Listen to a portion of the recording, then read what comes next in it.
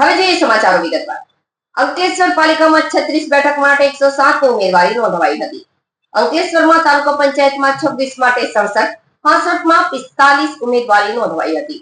જિલ્લા પંચાયતમાં 6 બેઠક માટે 21 અને 66 માં 2 બેઠક માટે 8 ઉમેદવારોના દાવેદારી રજૂ કરાઈ હતી. ભાજપ, આપ અને કોંગ્રેસ સાથે અપક્ષની દાવેદારીની ચૂંટણી જંગ રસપ્રદ બન્યો છે. અંકલેશ્વર પાલિકાની ચૂંટણી જંગમાં આપ, કોંગ્રેસ અને ભાજપને અપક્ષ ઉમેદવાર પડકાર આપશે. જેમાં વોર્ડ નંબર 1 માં અપક્ષ 4 ઉમેદવાર ઉપરાંત વોર્ડ નંબર 3 માં અપક્ષના 3 ઉમેદવારની પેનલને લઈ અહીં પ્રતિષ્ઠાનો જંગ બન્યો છે. અહીં ભાજપ સામે ભાજપની જ લડાઈ છે, તો અન્ય વોર્ડમાં પણ 8 અપક્ષ ઉમેદવાર તમામ પાર્ટીના ગણિત બગાડી શકે છે.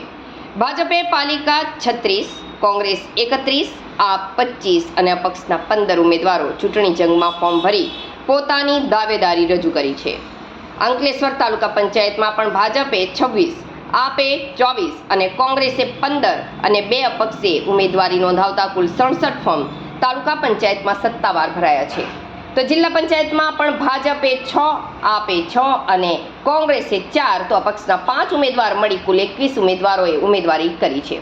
હાંસોટમાં તાલુકા પંચાયતની 16 બેઠક માટે 45 અને જિલ્લા પંચાયતની 2 બેઠક માટે 8 ઉમેદવારોએ ઉમેદવારી નોંધાવી છે.